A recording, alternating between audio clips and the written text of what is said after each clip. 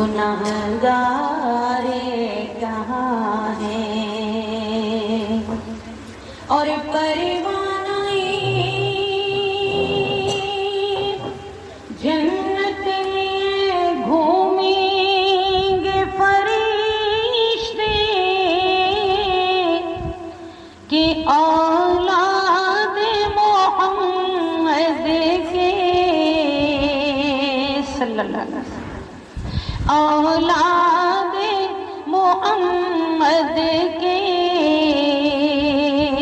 وفادار کہاں ہیں صلی علی نبینا صلی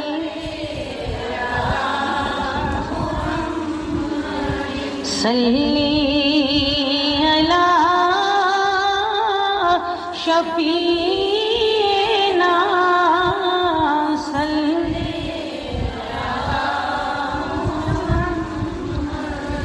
چمن کی بات کرو یا کلی کی بات کرو خدا کے بعد خدا کے ولی کی بات کرو ادھر ادھر کے فسانے ہمیں پسند نہیں ارے نبی کی بات کرو یا علی کی بات کرو نبی کی بات کرو یا علی کی بات کرو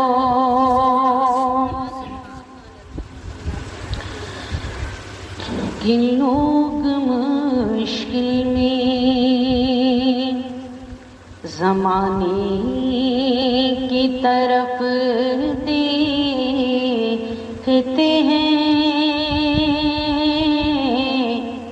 ارے ہم محمد کے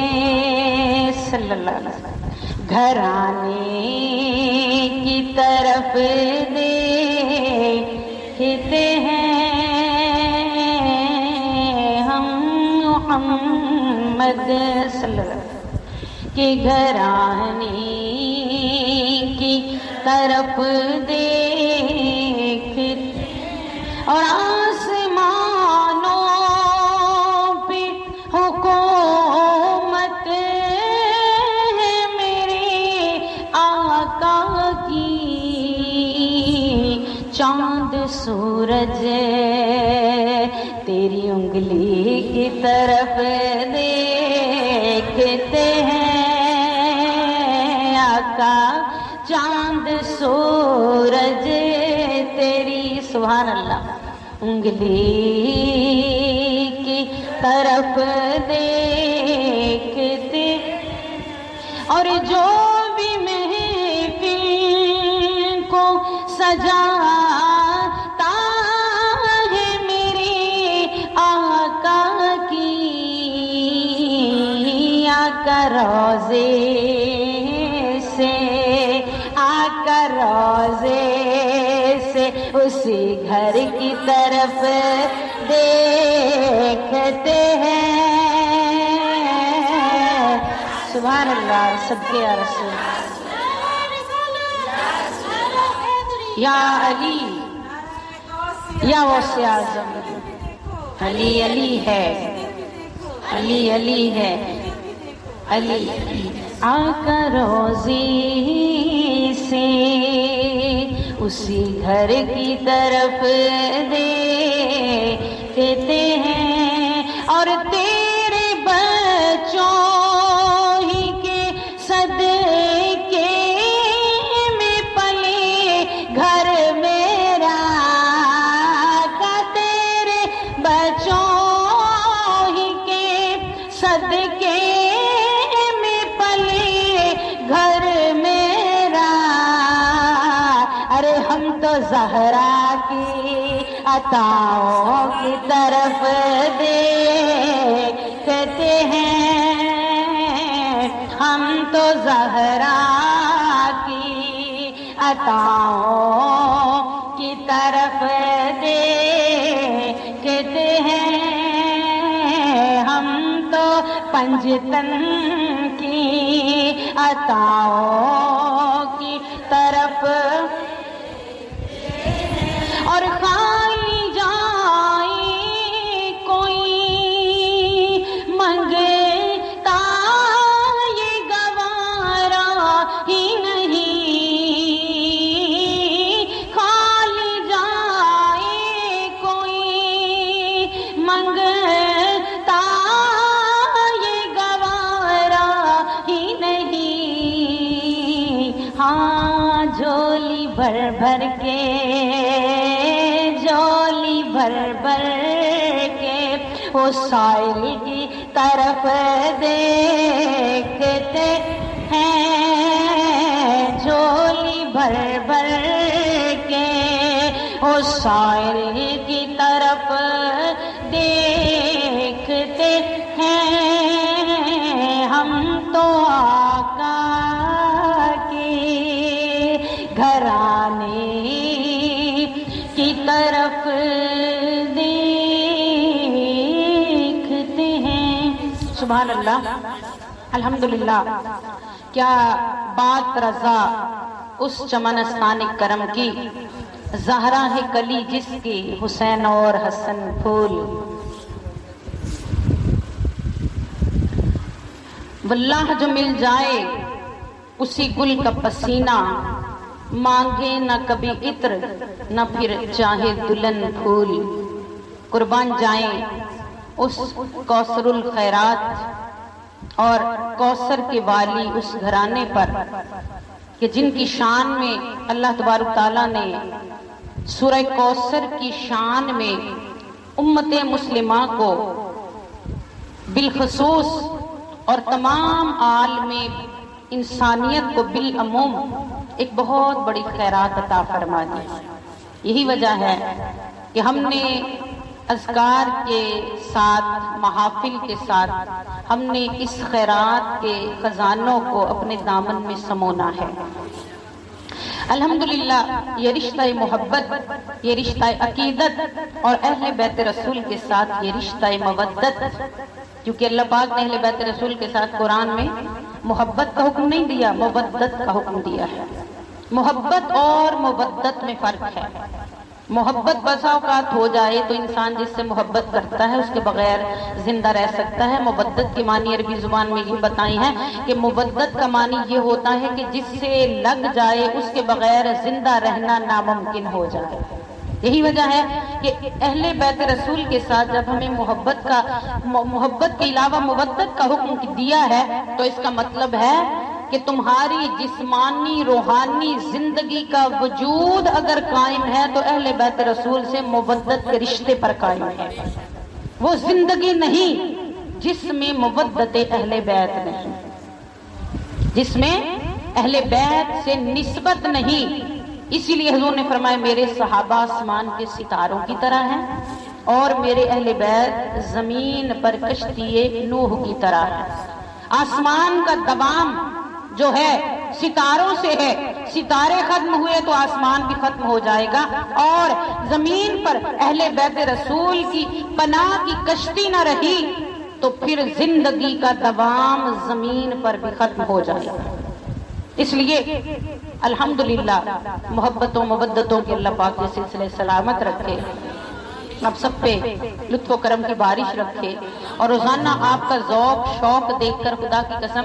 آپ کو تو میرے بیان سے ذوق ملتا ہوگا، مجھے آپ کی آمد سے آپ سے زیادہ ذوق شوق ملتا ہے۔ جب محبت سے سارے کام کاج چھوڑ کر، مصروفیات چھوڑ کر آپ تشریف لاتے ہیں تو اللہ کا شکر ادا کرتی ہوں کہ مولا تو نے یہ ہمیں 5 تن پاک کی خیرات عطا کر رکھی ہے، کیونکہ وہ تھوڑی نہیں ہے۔ 5 تن پاک کی خیرات کبھی بھی کم ہونے والی نہیں، ہمارے دامن میں کمی آ سکتی ہے، جھولی ہی میری تنگ ہے تیرے یہاں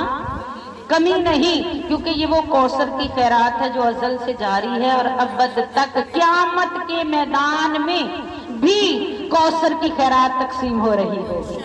جہاں ساری ساری کائنات کھڑی ہوگی اور پنجتن پاک کا اہل بیت رسول کا صدقہ مانگ رہے ہوں گے اور ان کی شفاعت کو عام کر دیا جائے گا۔ اسی لیے یاد رکھیں کہ آقا کریم صلی اللہ علیہ وسلم کی آل پاک کو ہی اللہ تبارک تعالیٰ نے قرآن میں کوثر کہا ہے۔ کیا کہا؟ انا آتینا کل کوثر۔ کیوں؟ یہ نازل ہی اس وقت ہوئی ہے، اس کے اور معنی ہو ہی نہیں سکتے، اس لیے کہ یہ سورت نازل ہی اس وقت ہوئی ہے جب دشمن نے تانا دیا تھا کہ آپ کا بیٹا نہیں ہے، اس لیے آپ کی نسل آگے نہیں چلے گی، تو اللہ تبارک تعالیٰ نے فرما دیا سونیا بیٹا نہیں دیا، اس میں بھی حکمتیں ہیں، لیکن تجھے بیٹی وہ دے دی ہے جس کو کوثر کا مالک بنا کے بھیجا، وہ بیٹی دی اور پھر اس بیٹی سے شہزادے عطا فرمائے۔ قیامت تک جتنی نسل چلتی ہے فرمایا باپ کی بیٹے سے چلتی ہے، میری جتنی نسل چلے گی قیامت تک وہ میری سیدہ طیبہ طاہرہ عابدہ زاہدہ ان کے نام کے ورد کیا کریں، کیونکہ ان سے وہ پھر آپ کو برکت ملتی ہے۔ عالمہ، راقیہ، مردیہ، فاقہہ، سیدہ بی بی فاطمہ سلام اللہ علیہا، ان کے نام سے برکت ملتی ہے، اس لیے فرمایا اس شہزادی کو چنا اور ان کی اولاد کو آپ کو کوثر عطا فرمائی اور ان کی اولاد کو کوثر کے والی بنا دیا، اور اسی لیے فرما دیا، یاد رکھیں بڑی پیاری بات، اسی لیے فرما دیا حضرت جابر بن عبداللہ، میں آج جو حدیثیں بیان کروں گی اور اس کے اندر سے ہم شان اہل بیت کو ڈھونڈیں گے، اور جب شان سمجھ میں آ گئی تو جیسے میں نے آپ سے کہا تھا نا، کل کے موضوع میں کہا تھا کہ جہاں حسن ہوتا ہے وہاں تعریف ہوتی ہے، جہاں حسن ہوتا ہے وہاں تعریف ہوتی ہے، جہاں حسن ہوتا ہے وہاں حسین ہوتا ہے، جہاں تعریف ہوتی ہے وہاں محمد ہوتا ہے صلی اللہ علیہ وسلم، اور جہاں تعریف ہو وہاں حسن کا ہونا لازم ہے، جہاں حسن ہو وہاں تعریف کا ہونا لازم ہے۔ تو یہ حسینیت اور محمدیت صلی اللہ علیہ وسلم کا باہم لازم و ملزوم ہونا یہ ہمیں سمجھا رہا ہے کہ لوگوں حسینیت کو سینے میں بسا لو، محمدیت خود بھی بس جائے گی، خود بخود بس جائے گی، اس لیے کہ یہ ہو ہی نہیں سکتا کہ جہاں حسین ہو وہاں محمد نہ ہو صلی اللہ علیہ وسلم۔ کل میں نے فلسفہ سمجھایا کہ حسینیت اور محمدیت صلی اللہ علیہ وسلم کیا ہے، تو اسی حسینیت سے جڑ جانا یاد رکھیں یہ ایمان نہیں ہے بلکہ کامل ایمان ہے۔ اہل بیت رسول کی محبت جب تک سینے میں نہیں ہوگی قرآن سمجھ میں نہیں آئے گا، ایمان سمجھ میں نہیں آئے گا، ایمان کامل نہیں ہوگا۔ اس لیے علماء فرماتے ہیں کہ اہل بیت سے محبت جو ہے یہ ہمارا ایمان نہیں بلکہ کامل ایمان ہے۔ ایمان والے تو بڑے بنے پھرتے ہیں، لا الہ الا اللہ محمد رسول اللہ کہہ کر کہتے ہیں مومن ہے، لیکن کسی کو کامل ایمان میں دیکھنا ہے تو اس کو دیکھو کہ وہ حسینیت میں کتنا کامل ہے، اس کے سینے میں حسین کی محبت کتنی ہے۔ اس لیے فرما دیا کہ اہل بیت رسول سے محبت یہ ایمان ہے، ایمان میں کاملیت ہے اور حلالی ہونے کی پہچان ہے، اور ان سے بغض رکھنا فرما دیا یہ منافقت کی سب سے بڑی، اور ان المنافقین فی الدرک الاسفل من النار، منافق جو ہوں گے وہ جہنم کے پہلے دوسرے تیسرے چوتھے پانچویں ساتویں آخری گھڑے میں اللہ تبارک تعالیٰ کو ڈالے گا۔ تیرا کھائیں تیرے غلاموں سے الجھیں، عجب لوگ ہیں کھانے غرانے والے، اور عاشق کیا کہتے ہیں کہ چمک تجھ سے پاتے ہیں سب پانے والے، میرا دل بھی چمکا دے چمکانے والے۔ اس لیے اللہ تبارک تعالیٰ نے آقا کریم صلی اللہ علیہ وسلم کی آل کو کوثر کا مالک بنایا ہے، اور یاد رکھیں کہ قیامت کا دن ہوگا حضور حوض کوثر پر کھڑے ہوں گے، اور حوض کوثر پر حضور نے فرمایا قیامت کے دن ایک مقام ہے، قیامت کے دن مجھے ایک مقام عطا کیا جائے گا، اور صحابیوں دعا کیا کرو، یہ حدیث ہے دعا کیا کرو، اس مقام کا نام ہے وسیلہ۔ جب ہم دعا اذان کے بعد دعا مانگتے ہیں تو کیا کہتے ہیں؟ آتی محمد الوسیلۃ والفضیلہ صلی اللہ علیہ وسلم۔ حضور نے فرمایا میرے لیے اس مقام کی دعا مانگا کرو، صحابہ نے پوچھا حضور اس مقام پر کون ہوگا؟ حضور نے فرمایا میں کھڑا ہوں گا، میری سیدہ ہوں گی، میرے علی ہوں گے، میرے حسن ہوں گے، میرے حسین ہوں گے۔ حضور نے ایسی تو نہیں فرما دی میری آل سے مودت کرو، کوئی نبی نہیں کہہ رہا۔ ہر نبی جب تبلیغ کر رہا ہے تو ہر نبی کہتا ہے، اللہ ہم سے فرماتا ہے نبیوں جب یہ آپ سے کسی معاوضہ کی بات کرتے ہیں آپ کی تبلیغ کے سلے میں تو ان سے کو قل لا اسألکم علیہ اجرا ان اجریہ الا علی اللہ رب العالمین۔ سارے نبی کہتے ہیں کہ اللہ فرماتا ہے ہم تم سے کسی اجر کا معاوضہ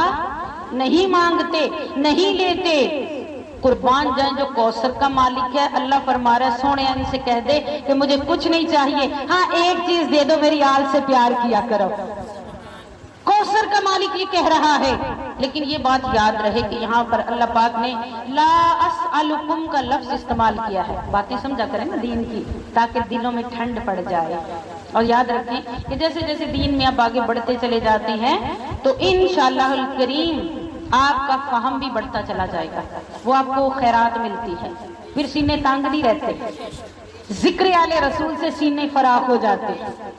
سینے فراخ ہوتے ہیں، اور سینوں میں فراخی آ جائے تو پھر اتنی شانوں والے سینے میں سما جاتے ہیں، وہ تنگ سینے میں نہیں آتے۔ اس لیے کہتے ہیں نا کہ شریف اس در تو سنگ نہیں سکتا، ذلیل زہرا کو منگ نہیں سکتا۔ تو جو کمینہ ہے، ذلیل ہے، وہ اس در پہ نہیں آتا، اس در پہ وہ آتا ہے جس کو خدا نے شرافت کی سند عطا کر رکھی ہے۔ تو اس لیے رب کریم نے فرمایا کوثر کا مالک، حضور نے فرمایا وسیلے کی دعا مانگو۔ یا رسول اللہ جب آب کوثر پر قیامت کے دن آپ کھڑے ہوں گے تو حضور آپ کے پاس کون ہوگا؟ حضور نے فرمایا میرے گھر والے ہوں گے۔ حضور کون ہوگا؟ حضور نے فرمایا سارے نبی آ رہے ہوں گے، حوض کوثر میرے ہاتھ سے پینے کے لیے، پیالے پڑے ہوں گے، میں علی کو حکم دوں گا علی پیالے بھر بھر کے پلانا شروع کر دو۔ گھر میں دعوت ہو نا، دعوت ہو تو باہر والے نہیں، گھر والے ہی کام کرتے ہیں، گھر والے ہی دعوت کا اہتمام کرتے ہیں، اور گھر کا جو مالک ہے وہ گھر والوں کو ہی آرڈر کرتا ہے۔ قربان جائیں حضور نے اشاروں میں سمجھا دیا لوگوں قیامت کے دن حوض کوثر کے مالک بھی میرے اہل بیت ہوں گے، قیامت کے دن وسیلے کے مالک بھی میرے اہل بیت ہوں گے، میزان عمل پر بھی میرے اہل بیت کا پہرا ہوگا، خدا کی قسم جنت کے دروازے پر بھی میرے اہل بیت کھڑے ہوں گے۔ اس لیے قیامت کے دن بھی سرداریاں ہوں گی، یہ تو فانی سرداری، مختصر سی سرداری ہے نا دنیا کی، اللہ پاک تو قیامت کے دن قیامت کے منظر میں ان کو سرداریاں عطا فرما رہا ہوگا۔ اس لیے قسم اللہ کی ہوگا وہ منظر دید کے قابل، قیامت میں رسول اللہ جب تشریف لائے، قربان جائے قیامت میں، اور حشر کے دن ہوگا وہ سرکار کے جھنڈے کے تلے آپ کی آل کا جو چاہنے والا ہوگا، اور قیامت کے دن حضور کی آمد کا وہ منظر ہی نرالا ہوگا، جب مالک و مختار اور قیامت کے دن کے منظر۔ اور اگر کسی کے ذہن میں ابہام ہو تو حدیث سنیے کہ حضرت جابر بن عبداللہ یہ بیان فرماتے ہیں کہ اہل بیت رسول کی ایک خادمہ تھی۔ بتانا یہ چاہتی ہوں کہ اہل بیت رسول سے محبت، پنج تن پاک سے محبت، یہ کس درجے کے کمال ایمان کا زینہ ہے۔ حضرت بریرہ جن کا نام ہے، یہ اہل بیت رسول کی خادمہ ہے، بڑی توجہ چاہنی ہے، اور اس کے اندر سے جو باتیں نکات، یہ محض واقعہ نہیں ہے، میں نکات بھی بتاؤں گی کہ اس کے اندر سے بات اخذ کیا ہوتی ہے۔ حضرت بریرہ ہیں، یہ آقا کریم صلی اللہ علیہ وسلم کے اہل بیت کی خادمہ ہے۔ کن کی؟ پنج تن پاک کے گھر کی خادمہ ہے۔ کتنا بڑا شرف ہے ان کے لیے، ان کی خادمہ ہیں۔ ایک دن آپ ان کے گھر سے خدمت کر کے باہر تشریف لا رہی تھی کہ ایک شخص نے ان کو دیکھا، کسی بد عقیدہ نے ان کو دیکھا اور کہنے لگا کہ اے بریرہ کس گھر سے آ رہی ہو؟ اس نے کہا اہل بیت رسول کے گھر سے آ رہی، پنج تن پاک کے گھر سے آ رہی۔ تو اس نے کہا اے بریرہ اپنے اعمال کا اہتمام کرو، اپنے اعمال کی تیاری کرو، اس لیے کہ قیامت کے دن تمہیں اہل بیت رسول یا پنج تن پاک کی نسبت کوئی فائدہ نہیں دے گی۔ کتنی بڑی بات اس نے کر دی۔ اب اس نے تو بدبختی کر دی، اس نے تو منافقت کا اظہار کر دیا، لیکن جو مومنین ہیں ان کے لیے آقا کریم صلی اللہ علیہ وسلم کا قیامت تک بہت بڑا احسان ہو گیا۔ فرماتے ہیں کہ جب آقا کریم صلی اللہ علیہ وسلم اس نے آ کر یہ بات کی تو قربان جائیں آقا کریم صلی اللہ علیہ وسلم کو خبر دی تو حضور اپنے کمرے میں بیٹھے ہوئے تھے۔ فرماتے ہیں حضور اکرم صلی اللہ علیہ وسلم غصے میں آ گئے۔ حضور کملی لی ہوئی تھی، کملی گھسیٹتے ہوئے نکلے۔ اب یہ نشاندہی کیوں کی جا رہی ہے؟ حضرت جابر بن عبداللہ، ویسے بھی بیان ہو ہی سکتا تھا نا کہ حضور تیزی سے اٹھے اور منبر پر آ کر بیان کر دیا، سمجھو نا۔ یہ بیان کیوں ہو رہا ہے کہ حضور غصے میں آئے اور یہاں تک نشاندہی کر دی کہ حضور کے گال مبارک سرخ ہو گئے۔ یہ وہ بات مودت کی ہے جو ابھی میں نے آپ کو بتائی۔ تیرا کھائیں تیرے غلاموں سے الجھیں، عجب لوگ ہیں کھانے غرانے والے۔ تو فرمانے لگے کہ دونوں گال حضور کے سرخ ہو گئے، اور جب صحابہ نے حضور کو دیکھا اتنے غصے میں حضور حجرہ سے نکلے ہیں، اور نکل کر اس کنڈیشن میں حضور کو دیکھا تو صحابہ کرام نے اپنے اپنے ہتھیار باندھ لیے کہ ضرور کوئی بڑا واقعہ ہوا ہے اور حضور کہیں جنگ کے لیے تیاری کا اعلان کرنے جا رہے ہیں۔ صحابہ نے ہتھیار باندھ لیے اور کچھ اور نہیں بولے، کیونکہ ان کو پتا ہے یہ وہ زبان ہے جس کو خدا نے اپنی زبان کہا۔ وما ينطق عن الهوى ان هو الا وحی یوحی۔ یہ تو وما ينطق والی ہوا ہے، زبان ہے، اور یہ وہ زبان ہے جس پر حق کے سوا کچھ آتا ہی نہیں ہے۔ تو فرماتے ہیں کہ حضور کو غصے میں دیکھا، صحابہ نے پوچھا کچھ نہیں، بس اتنا عرض کیا کہ یا رسول اللہ صلی اللہ علیہ وسلم آپ حکم فرمائیں، ہم آگے آنے والے کسی اپنے رشتے کو بھی نہیں دیکھیں گے، آپ پر ہماری جان مال قربان ہے حضور، کسی کو نہیں۔ اس کو محبت رسول کہتے ہیں، جو صحابہ مثالیں پیش کر گئے، اور اس کی سب سے بڑی مثال ابو بکر صدیق رضی اللہ تعالی عنہ اتنی مثال پیش کر گئے کہ فرماتے ہیں پروانے کو چراغ ہے، بلبل کو پھول بس، اور صدیق کے لیے ہے خدا کا رسول بس۔ عشق و محبت کی سب سے بڑی داستان ابو بکر صدیق جب بیان کرتے ہیں تو پھر صلہ میرے مصطفیٰ کی طرف سے کیا ملتا ہے؟ حضور فرماتے ہیں میں نے سب کے احسانوں کا بدلہ چکا دیا، سب کے احسانوں کا بدلہ چکا دیا، لیکن میں صدیق کا بدلہ حشر کے میدان میں چکاؤں گا۔ کیوں؟ اس لیے کہ وہاں رب سے چکاؤں گا اور لوگوں کو بتاؤں گا کہ جتنی محبت کا ان کا عالم تھا تو مصطفیٰ کی عطا کا عالم بھی اتنا ہی بڑا ہے۔ تو فرماتے ہیں صحابہ نے یوں محبت کی مثالیں پیش کی۔ قربان جائیں صحابہ کی، قربان جائیں آقا کریم صلی اللہ علیہ وسلم لعاب دہن دھوپ مبارک پہنتے، صحابہ اٹھا کر چوم کر نکل جاتے ہیں۔ میرے صحابہ آقا کریم صلی اللہ علیہ وسلم بال حجام کے پاس جاتے ترشواتے ہیں تو وہ کسی بال مبارک کو زمین پر گرنے نہیں دیتے۔ یہ صحابہ کا ادب ہے حضور کے ساتھ۔ یہ ادائیں قرآن سے نہیں ملتی،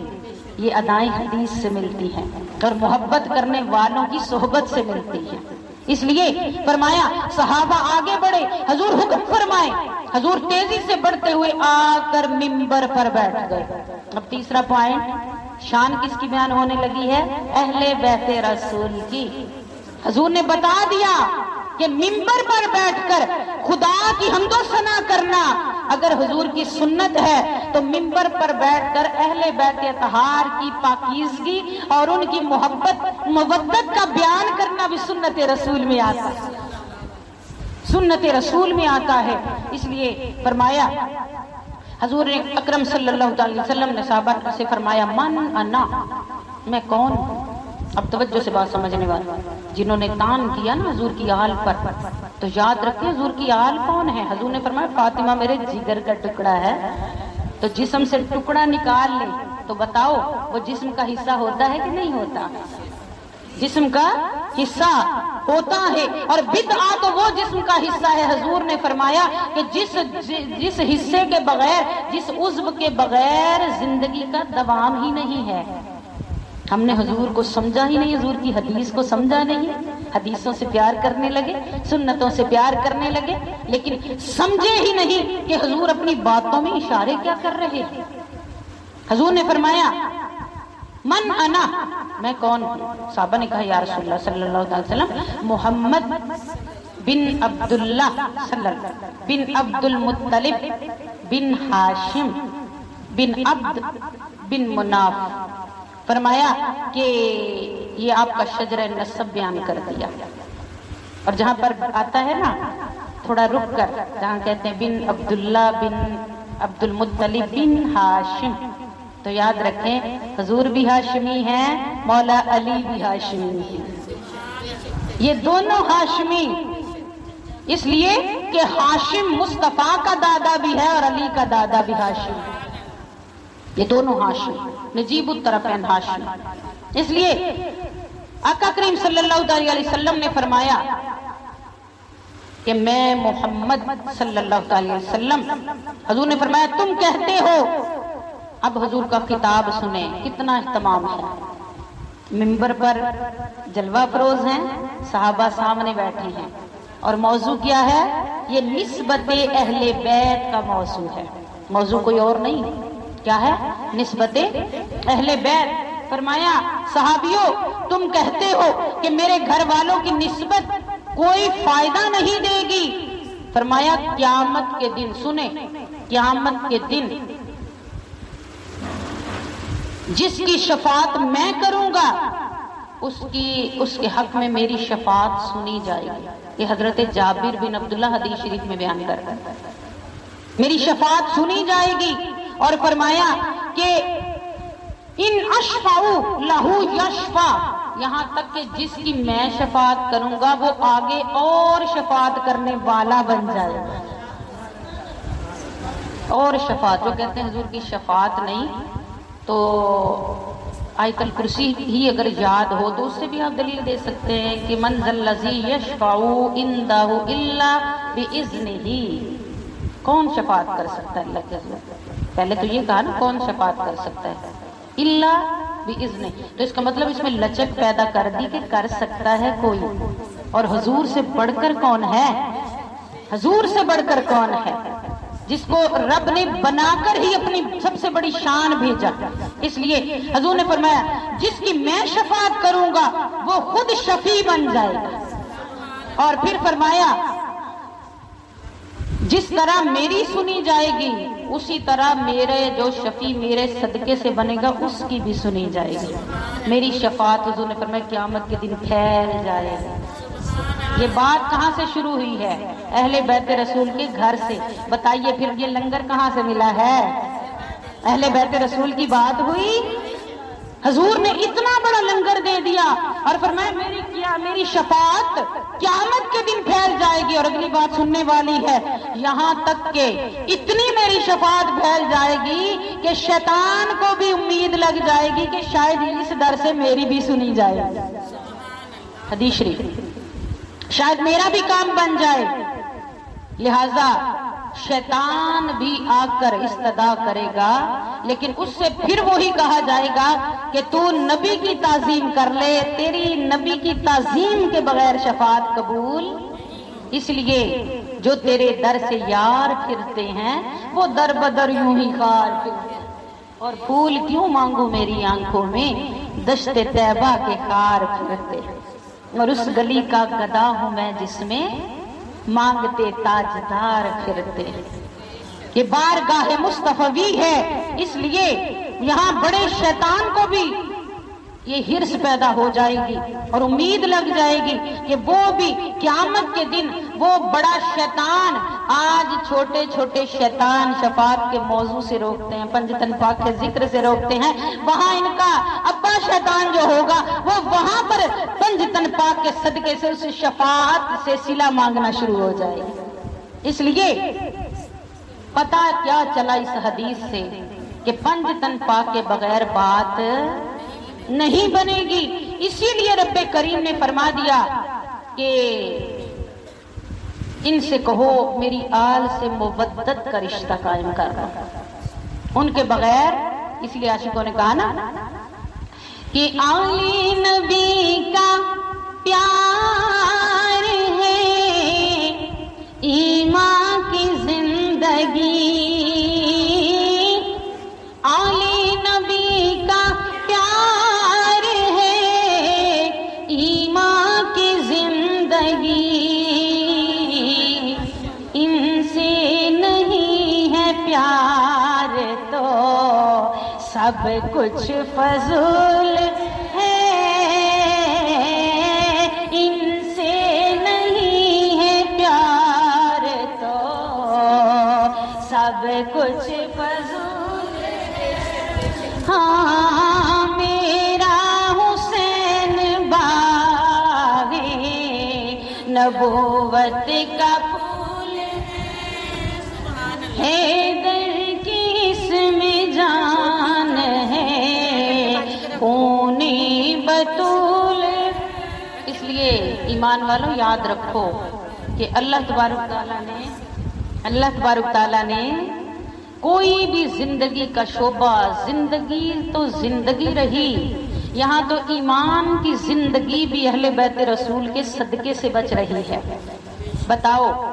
نماز پڑھتے ہو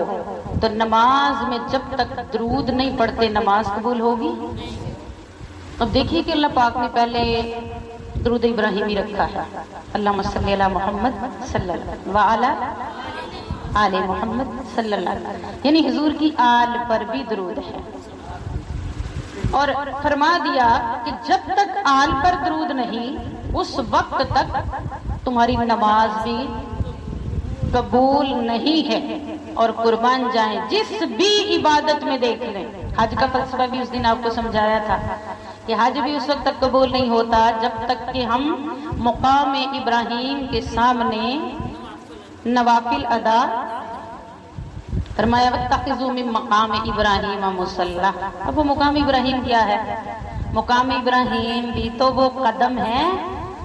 جو قدم آپ نے خانہ کعبہ کی تعمیر کے وقت آپ کے قدم پتھر پر لگے، اللہ پاک نے کعبہ سے سارے پتھروں کو نکلوا دیا، لیکن وہ پتھر جس پر حضرت ابراہیم علیہ السلام کے قدم لگے اس کو کعبے میں ثبت کروا دیا اور کہا اس کے سامنے نفل پڑھنے ہوں گے۔ مولا سارے پتھر نکلوا دیے، اس کو کیوں نہیں نکالا؟ یہ بھی تو پتھر تھا، اور بھی پتھروں پر ابراہیم کے قدم لگے ہوں گے، اگر اس پر لگے ہیں تو اس کو کیوں نہیں نکالا؟ تو رب کریم نے جواب دیا، میں بہت سادہ الفاظ میں بیان کروں گی، میں قرآن سے ہٹ کر کوئی بات نہیں کروں گی، اگر ذہن میں کوئی وہام آئے تو پوچھ لیں، دوبارہ پوچھ لیں، انشاءاللہ میں اپنے عقیدے سے جواب دوں گی کہ اللہ پاک سے اس پتھر پر کھڑے ہو کر جب سارا گھر بنا لیتے ہیں تو پوچھتے ہیں مولا مزدوری دے دے، اللہ تبارک تعالیٰ پوچھتا ہے کیا مزدوری لینی ہے؟ تو فرماتے ہیں ربنا وابعث فیہم رسولا۔ کیا کہا؟ حضور کے آنے، عربی میں کہیں پڑھ لیں، حضور کی تشریف لانے کو میلاد کہتے ہیں، حضور کے تشریف لانے کو میلاد کہتے ہیں۔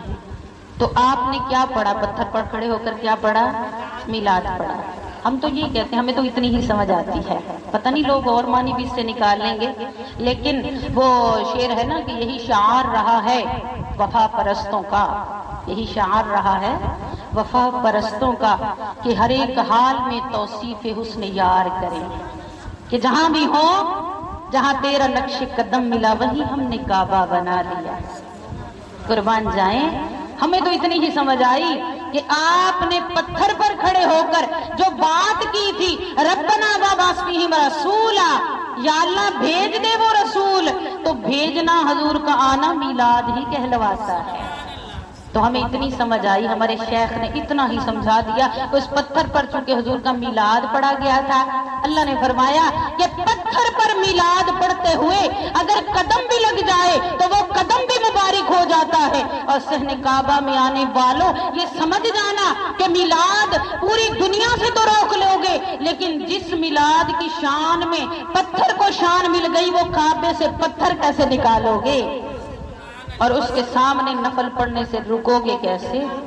اس لیے قربان جائے، اللہ نے تو خود تعظیم کی ہے، اللہ نے تعظیم جس نے کی ہے محمد کے نام کی صلی اللہ علیہ وسلم، اور ہم کہیں گے کہ تعظیم جس نے کی ہے محمد کی آل کی صلی اللہ علیہ وسلم، اللہ نے اس پہ آتش دوزخ حرام کی، اللہ نے اس پر حرام کر دی۔ اس لیے یاد رکھیں کہ اہل بیت رسول کا صدقہ،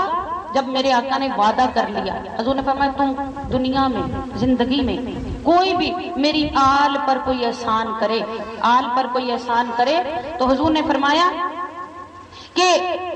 میری آل پر وہ احسان کر کے بھول جائے گا، لیکن قیامت کے دن میں اس کو اس کا بدلہ ضرور دوں گا۔ اور یاد رکھیں کہ یہ حضور کی رحمت کی بات ہے کہ وہ فضل اب بھی جاری ہے، قیامت کو نہیں، صرف دنیا میں بھی اجر ملتا ہے۔ اور فرمایا اگر کوئی دنیا میں میری آل پر کوئی جتن کرے، تکلیف دے، یہ یزیدیت کو دیکھیں، بدبخت لعنتی یزید پلید کو دیکھیں، کہا کہ اگر کوئی میری آل پر کوئی بغض رکھے، دشمنی رکھے، تو حضور نے فرمایا وہ بھول جائے گا، قیامت کے دن پورے مجمع سے ڈھونڈ کر میں اس کا بدلہ لوں گا۔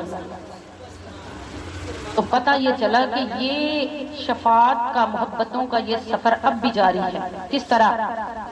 کہ حضرت علامہ ابن الجوزی یہ اپنی کتاب البر والصلہ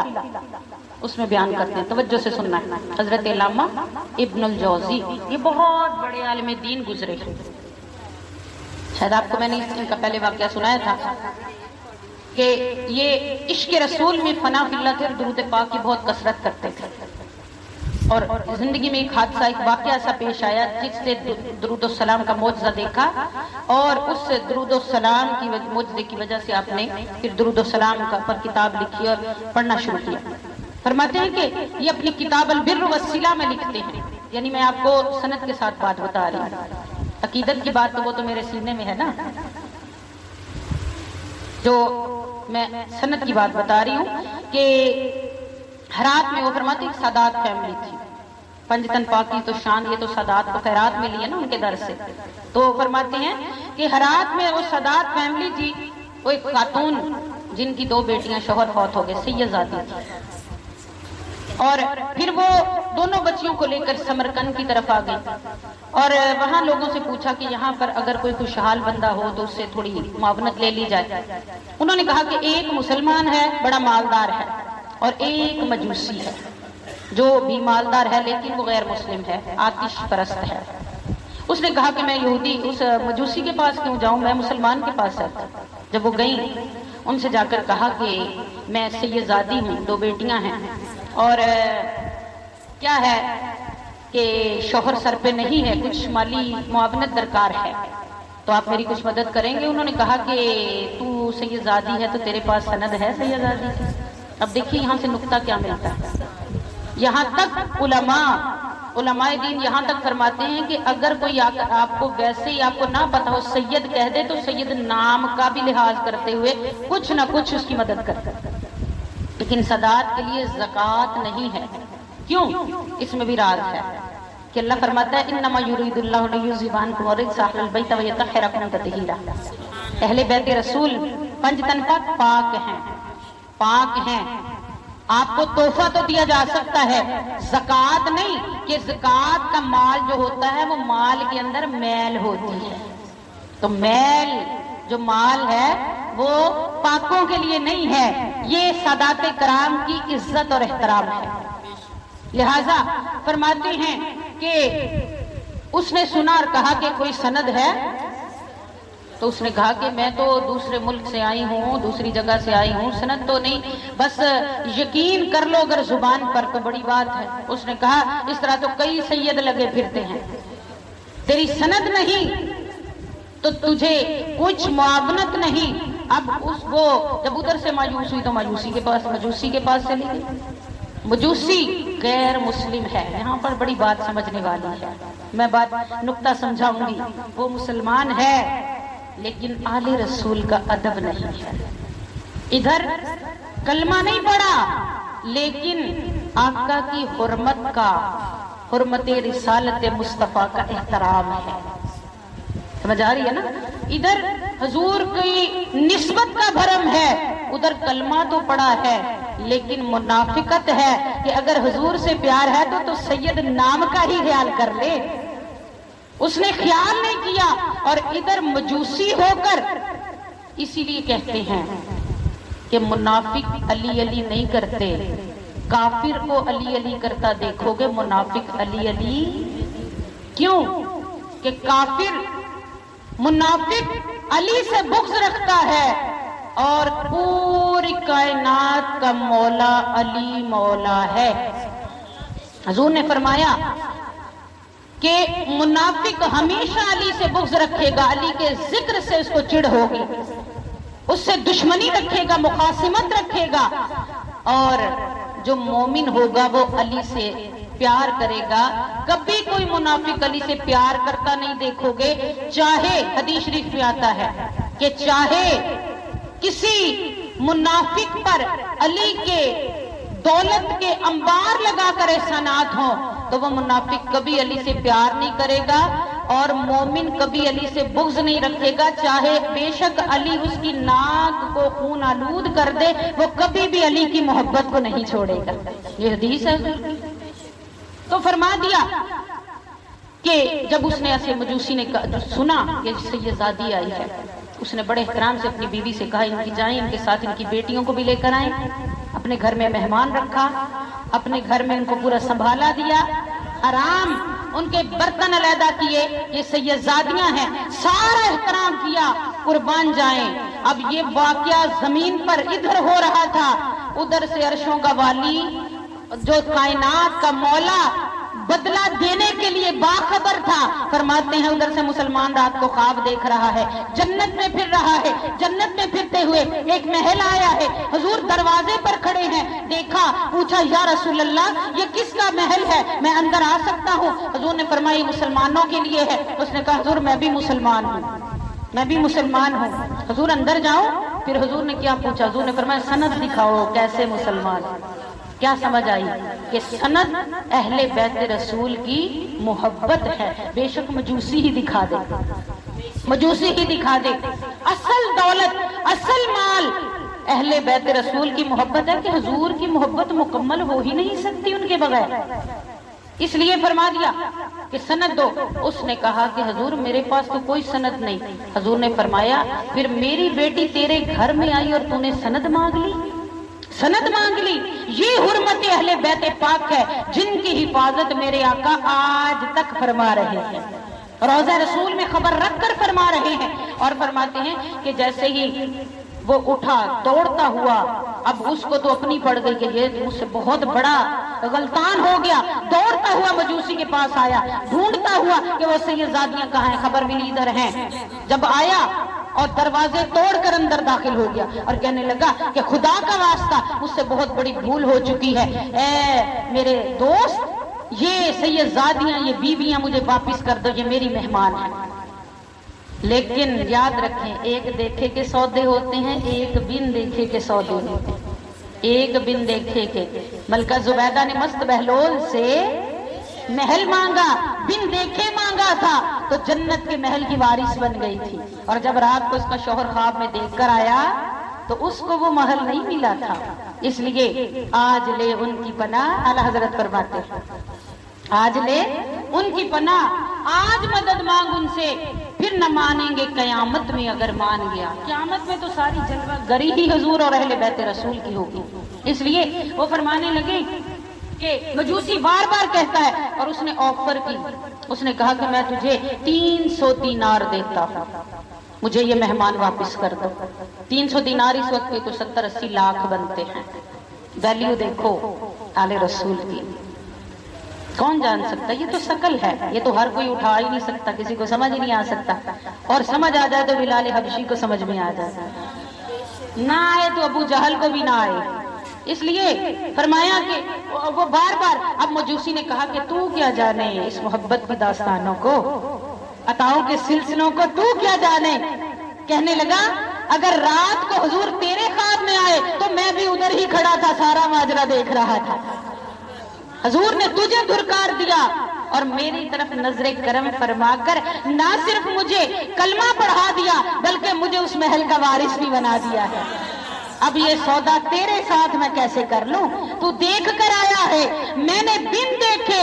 مجوسی ہو کر آل رسول کا ادب کر لیا، تو یہ میرے آقا کا وعدہ ہے، وعدہ ہے کہ قیامت تک کوئی میری آل پر احسان کرے گا تو یہ شان کوثر کی شان میں سے اس کو حصہ یہ ملا گا کہ حضور خود اس کو اس کا صلہ عطا فرمائیں گے۔ اس لیے یاد رکھیں کہ یہ محبتوں کے سلسلے ہیں، اور یہ وہ نغمہ ہے جو ہر ساز پر گایا نہیں جاتا۔ محبت کے لیے کچھ خاص دل مخصوص ہوتے ہیں۔ ہم روز محبت کا درس لینے آتے ہیں، اور مریض عشق پر رحمت خدا کی، مرض بڑھتا گیا جو جو دعا کی۔ آپ کو دعا مل رہی ہے، دعا مل رہی ہے تو آپ کا مرض الحمدللہ یہ جنون کا، اور وہ ہے نا کہ مکتب عشق کا دستور نرالا دیکھا، اس کو چھٹی نہ ملی جس نے سبق یاد کیا۔ تو آپ جو ریگولر آنے والے اور ریگولر اس کلاس کو اٹینڈ کرنے والے، عشق رسول کا درس لینے والے، الحمدللہ میں نے پہلے کہا کہ اگر میری باتوں سے اگر آپ کو کوئی جذبہ ملتا ہے تو مجھے آپ کی آمد سے، آپ کے خلوص سے، آپ کی محبت اور چاہت سے جذبہ ملتا ہے۔ اس لیے اللہ تبارک تعالیٰ ہر دو طرفہ جذبوں کو سلامت رکھے، ہر دو طرفہ جذبوں کو سلامت رکھے، آپ کا آنا سلامت رکھے، اور مجھے آپ تک یہ امانت کو پہنچانا سلامت رکھے، اور ہم سب کو پنج تن پاک کی خیرات عطا کیے رکھے، اور ہم سب کو اسی در کی غلامی میں رکھے کہ بلا شبہ ان کا پیار، ان کی محبت ایمان کی زندگی ہے، اور آقا کریم صلی اللہ علیہ وسلم کے قرابت دار جن میں اہل بیت رسول ہیں، جن میں صحابہ کرام ہیں، جن میں ازواج مطہرات ہیں، ان سب کے سامنے اللہ تبارک تعالیٰ ہمیں سر نیاز ہم کرنے کی توفیق عطا فرمائے۔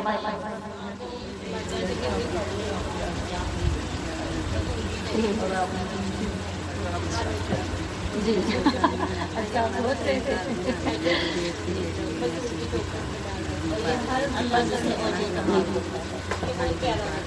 اللہ پاک آپ کو برکت دے۔ اور بہن سائمہ نے کہا ہے کہ یہ شعر ضرور پڑھا کریں ہر روز، کیونکہ اس سے بھی کافی حوصلہ ملتا ہے، اور آپ کو پتہ ہے شاعری جذبات کو ابھارنے کے لیے یہ بڑا سنگ میل کا کام کرتی ہے۔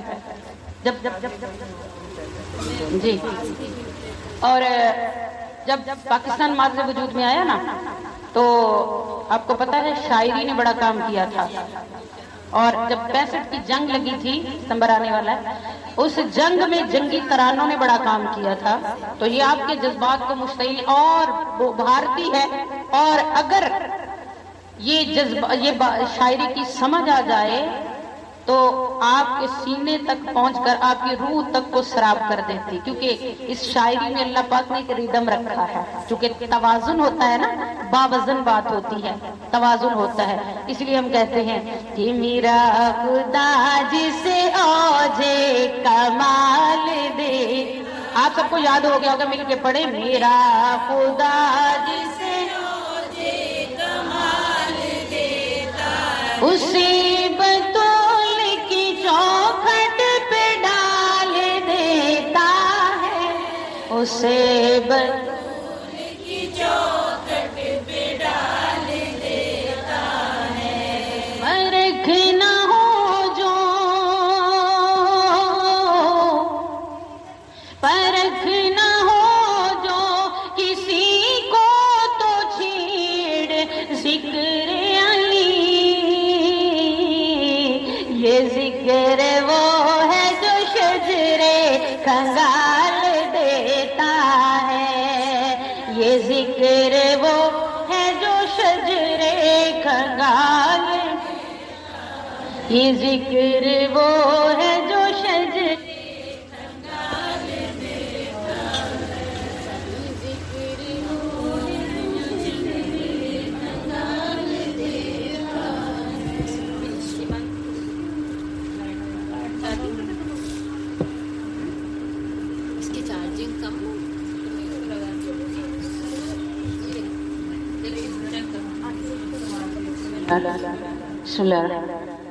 جی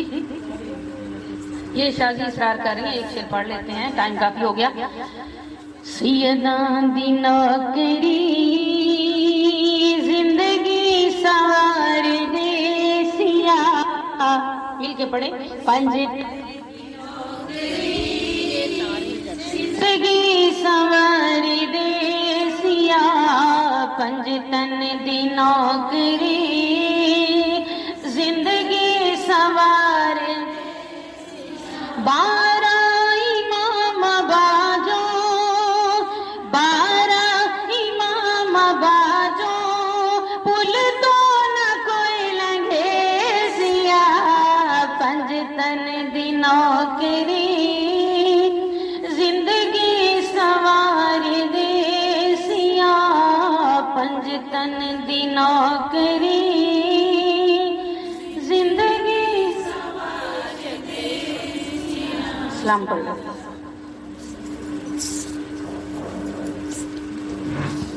پڑھیں گا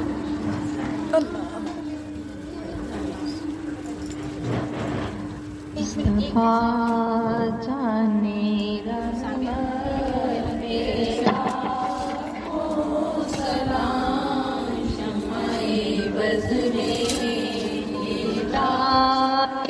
پیلا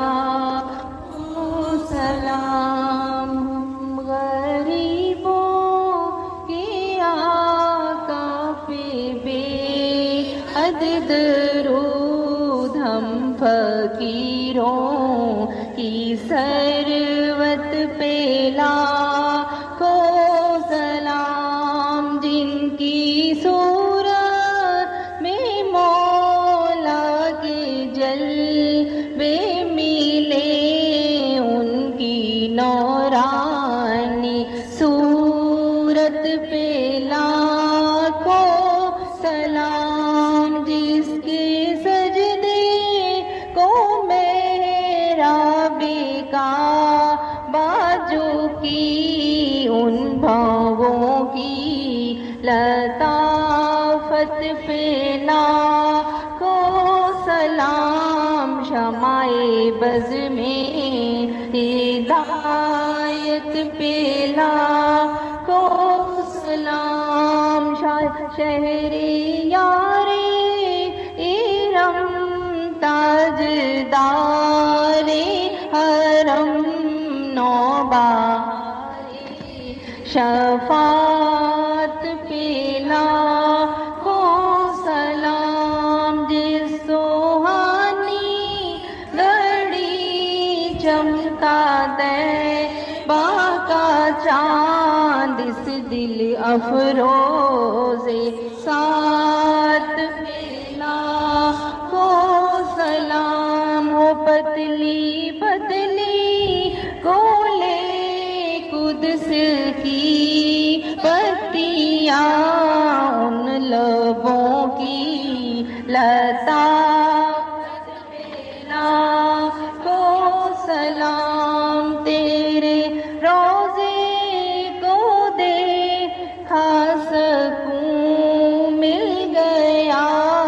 سبز گنبد کی عظمت پہ لاکھوں سلام، شمع بز میں ہدایت پہ لاکھوں سلام، السلام یا حسین، السلام یا حسین، السلام یا حسین، مل کے پڑھیں، السلام حسین، جس نے حق کربلا میں ادا کر دیا، جس نے نانا کا وعدہ وفا، گھر کا گھر سب سپرد خدا کر دیا، اس حسین ابن حیدر پہ سلام، سلام یا حسین، جن کو دھوکے سے کوفہ بلا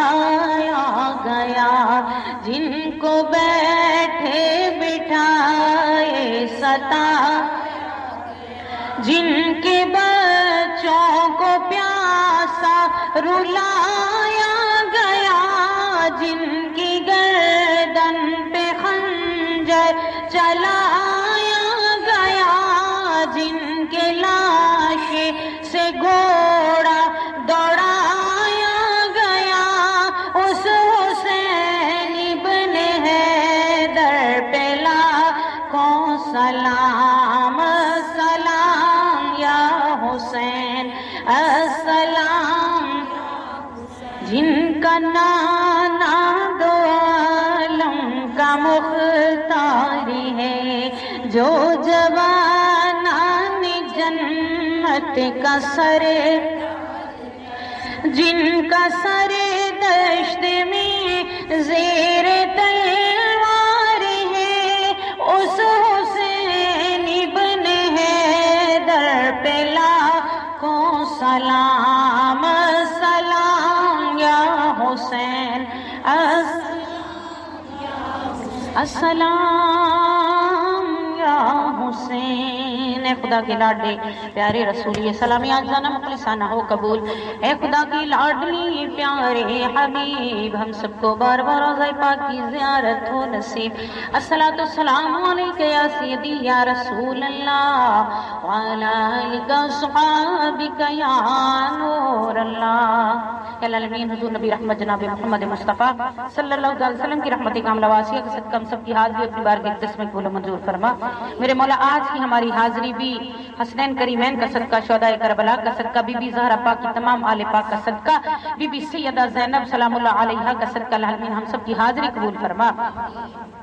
نبی پاک صلی اللہ علیہ وسلم کا صدقہ میرے مولا آج کا جو کچھ پڑھا سنا اس پر عمل کرنے کی توفیق عطا فرما۔ اہل بیت رسول کی محبت کو، مودت کو سینوں میں بسانے کی توفیق عطا فرما۔ میرے مولا ہم نے اپنا کام کر دیا، تو اپنا کام کر دے۔ میرے مولا ہم تیری بارگاہ اقدس میں حاضر ہو گئے، تو رحمت کی جھلک ہماری طرف بھی ڈال دینا، الہ العالمین ایک نظر ہماری طرف بھی ڈال دینا۔ حسنین کریمین کا صدقہ پوری کائنات میں بڑھ رہا ہے، مولا ہمیں بھی عطا فرما دینا۔ بی بی زہرا پاک کی ردایت کی خیرات عطا فرما دینا۔ آقا کریم صلی اللہ علیہ وسلم کے قرابت داروں کے صدقے واسطے سے میرے مولا ہمیں بھی ان کی نسبتوں کا صلہ عطا فرما دینا۔ یا العالمین نبی پاک صلی اللہ علیہ وسلم کا صدقہ اس گھر پر اپنی سوسی رحمت برکت عطا فرما۔ ہماری بہن سحر کو الہ العالمین تمام دینی دنیاوی حاجات میں آسانی عطا فرما، الہ العالمین کو تمام روحانی تجلیات عطا فرما، جسمانی سکون عطا فرما، الہ العالمین پیارے محبوب کا صدقہ ان کی اولاد پر فضل رحمت کی بارش فرما۔ نبی پاک صلی اللہ علیہ وسلم کا صدقہ ان کے کاروبار میں الہ العالمین برکت عطا فرما۔ پیارے محبوب کا صدقہ جتنے بھی حاضرین محفلیں میرے مولا یہ بڑے ذوق سے شوق سے روز آ جاتے ہیں مولا تیرے محبوب کی آل کی خیرات لینے کے لیے، الہ العالمین کی جھولیوں کو رحمتوں سے بھر دے مولا، برکتوں سے بھر دے یا اللہ، شفاعتوں سے بھر دے، ایمان کی سلامتی سے بھر دے الہ العالمین، صحت جسمانی روحانی صحت سے بھر دے، تندرستی سے بھر دے الہ العالمین۔ جو اولاد مانگتے ان کو نیک صالح نورین اولاد عطا فرما، جن کی اولاد ہے انہیں نیک رستے عطا فرما۔ میرے مولا ہمیں اس مشن میں کامیابی عطا فرما۔ سیدہ زہرا کے در کا صدقہ الہ العالمین ہماری بزم سیدہ فاطمہ زہرا سلام اللہ علیہا، ان کے تمام ممبران کو اپنے فضل سے رحمت سے حصہ عطا فرما۔ الہ العالمین ہماری یہ 10 روزہ کانفرنس جو امام حسین پاک کی یاد میں ہے میرے مولا، یہ دیوانے روز جھوم جھوم کر اس میں آتے ہیں، الہ العالمین کا آنا قبول فرما لینا۔ یا اللہ اپنے پیارے محبوب کریم صلی اللہ علیہ وسلم کا صدقہ الہ العالمین اس محفل پاک میں جو کچھ پڑھا سنا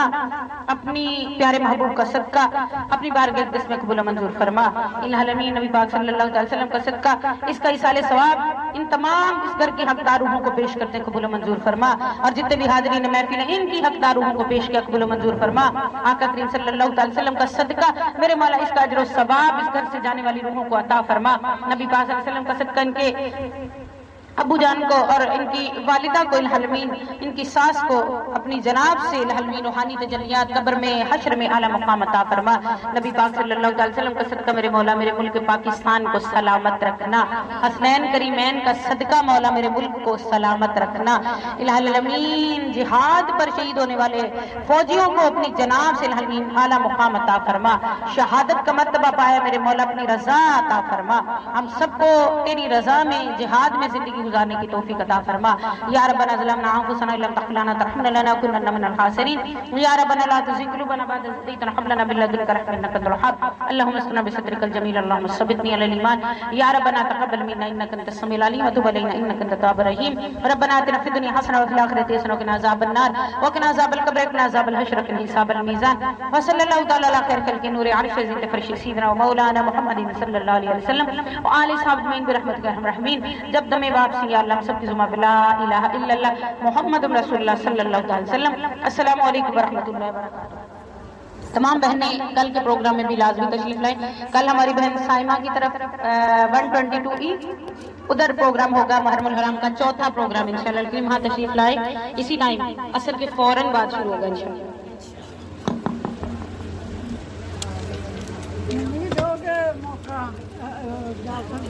جی اچھا جی میں دیکھ لوں گی آج جا کے